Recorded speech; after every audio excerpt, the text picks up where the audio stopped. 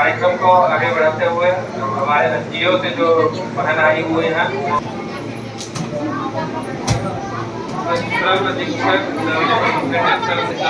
स्वागत करेंगे।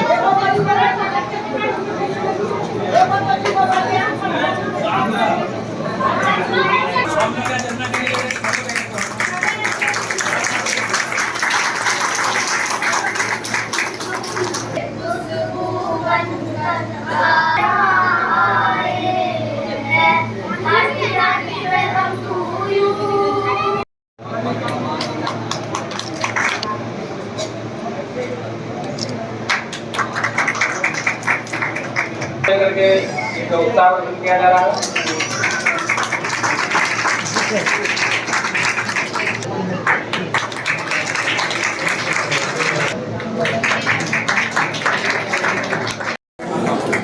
DOCW के अंतर्गत योजना श्रमदान करते हुए मृत्यु भी हो जाती है तो उनको कोई लाभ हम लोग नहीं दिला पाते हैं। तो मेरा विशेष निवेदन होगा कि सर्व अधीक्षक से कि आप जगह जगह कैंप लगाकर, क्योंकि जो पढ़े लिखे ऑनलाइन कर लेते हैं और जो पढ़े लिखे नहीं है उनका ना ऑनलाइन होता है और ना ही किसी बिचौलिया पैसा ठग के भाग जाता है। इस पर बहुत अफसोस आता है, इसलिए कैंप लगाएं ताकि सभी लोगों को इसका लाभ मिल सके। धन्यवाद। धन्यवाद करता हूं कि आप लोगों ने इस विषम परिस्थिति में भी आज मई दिवस में अपनी उपस्थिति दर्ज कराई। सबसे पहले मैं ये बताना चाहूँगा कि श्रम विभाग सदैव श्रमिकों के साथ है, श्रमिकों के हितकर है। विभाग द्वारा बहुत सारी योजनाएं चलाई जाती हैं। परेशानी ये होती है कि उसे धरातल पे जानने, पहचानने और उसका लाभ लेने में। मैं इस ज़िले में जुलाई 2024 को मैंने अपना पदस्थापन किया। उसके बाद मुझे ये लगा कि इस ज़िले में व्यापकता के बारे में, प्रचार प्रसार के बारे में थोड़ी कमी पाई गई थी। तो मेरे श्रम प्रवर्तन पदाधिकारी जितने भी हैं, जैसे भी हैं और काफ़ी एक्टिव हैं, लेकिन तो मेरे द्वारा इनको सदैव ये बात को अवगत कराया गया और इनके द्वारा भी सदैव मुझे ये बताया गया कि कैंप का आयोजन किया जाए। हम लोगों ने हर एक ज़िले के हर एक प्रखंड में कैंप का आयोजन किया गया है और 96 पंचायतों में से 80 पंचायतों हम लोगों ने कवर किया है, जिसमें हम लोगों ने व्यक्तिगत रूप से कैंप का आयोजन किया है। इसके अलावा योजनाओं के संचालन में बताना चाहूँगा कि कोई ऐसी योजना नहीं है, जैसे स्कॉलरशिप की योजना हुई, आपको मातृत्व जो BOCW बिहार भवन एवं सह निर्माण कर्मकार बोर्ड के अंतर्गत जितनी योजनाएं चलती हैं, सारी योजनाओं का क्रियान्वयन इस जिले में किया जा चुका है। जहां तक श्रमिकों की निबंधन की संख्या है, इस जिले में सर्वाधिक निबंधन पिछले एक साल में 14,000 श्रमिकों का निबंधन किया गया है और ये संख्या आज बढ़कर 58,000 तक पहुंच गई है। और ये प्रक्रिया लगातार चल रही है और श्रमिक लगातार आते हैं, लगातार इसका लाभ लेते हैं।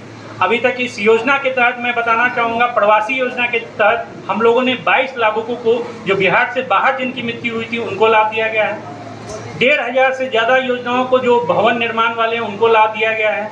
शताब्दी योजना के अंतर्गत 250 से अधिक लाभुकों को लाभ दिया गया है और जो छात्रवृत्ति योजना जिसे आप देखते हैं वो सर्वाधिक बिहार में मुंगेर जिला द्वारा किया गया है और 340 प्लस लोगों को उसमें लाभ दिया गया है। तो ये हमारे बीच में जो श्रमिकगण हैं वो इस जो आज जो डमी चेक प्राप्त किए हैं उनके द्वारा तो ये बात को मतलब ये धरातल पे आपको सिद्ध होते हुए दिख रहा है। मेरा एक ही अनुरोध होगा कि आज इस कार्यशाला से जब आप श्रम शक्ति के बिना हमारा राष्ट्र का विकास करना वो कल्पनीय है।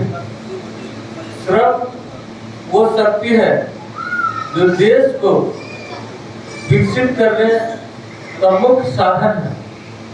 कि हमारे श्रमिक भाइयों के अथक प्रयास, उसके पसीने के बल पर हम विकास की मंजिल को गढ़ते हैं। आपके बिना कोई भी विकास की कल्पना करना बेईमानी है। हमारे इतने श्रमिक भाई हैं जो अपने खून पसीना से सींच कर हमारे समाज को, हमारे राष्ट्र को विकसित करने में आप लगे हुए हैं। सरकार ने भी विभिन्न तरह की योजनाओं हमारे श्रमिक भाइयों को दिया है और सबसे विकट स्थिति है जो श्रमिक बहुत पीछे हैं, जो पिछड़े हैं, दयनीय अवस्था में है, उनके तक हम सरकार के जो लाभ योजना है उसके समीप पहुंचाना है। और हमारे श्रम विभाग के अधिकारी उसके प्रचार प्रसार के लिए भी हमेशा लगे रहते हैं। मैं श्रमिक भाइयों से संसद विभाग से और आग्रह करना चाहता हूँ कि वैसे क्षेत्र, गांव, गली, मोहल्ला जाइए और श्रम विभाग की तरफ से जो श्रमिक के उत्थान के लिए जो सरकार की योजना है उन्हें लाभान्वित करवाएं। जैसे भवन निर्माण मजदूर के लगे लोगों को कई तरह की सुविधा है, उसका ई श्रम कार्ड बनता है और ई श्रम कार्ड बनाने के बाद उसको औजार के लिए, साइकिल के लिए, छाता के लिए राशि दिया जाता है। वो बीमार पड़ते हैं उनके समूचे परिवार के लिए अलग से अस्पताल की सुविधा है। साथ साथ उसके बच्चियां जो पढ़ती है उसके लिए स्कॉलरशिप की व्यवस्था है। बच्चियों की शादी के लिए भी सरकार के यहाँ से अनुदान मिलता है। दुर्घटनाएं पर भी उनके कई तरह के लाभ मिलता है। इसलिए जो श्रमिक बंधु जागरूक है उनसे आग्रह है कि जो श्रमिक हमसे दूर है उनको भी श्रम विभाग से जोड़ने का काम करें। खास करके वो संगठित क्षेत्र में जो मजदूर है, जो गांव में मिट्टी का काम करते हैं, कुम्हार का काम करते हैं, ईंट बनाने का काम करते हैं, खपड़ा बनाने का काम करते हैं, टोकरी बनाने का काम करते हैं, जूता सीने का काम करते हैं, पॉलिश करने का काम करते हैं, जो अन्य घरेलू उपकरण की चीजें बनाने का काम करते हैं, कपड़ा साफ करने का काम करते हैं, सभी मजदूर श्रेणी में आते हैं। जो खेतिहर मजदूर है वो भी उनके स्वास्थ्य के साथ साथ उनके आर्थिक सहयोग के लिए सरकार के पास कई योजना है। उस योजनाओं का लाभ हमको पहुंचाना है, साथ साथ श्रमिकों को संगठित करना है। और श्रमिक भाइयों से ये कहना चाहेंगे कि आप लोग से, माँ बहनों से ये कहना चाहेंगे कि आप अपने बच्चे को शिक्षित जरूर बनाएं। आज वही लोग विकसित नहीं है जो शिक्षित नहीं है। आप को कष्ट होगा, सरकार के कई योजना है, आप बच्चे को पढ़ाइए, उसके स्कॉलरशिप के लिए, उसके पढ़ाई के लिए सरकार के यहाँ से कई योजना है।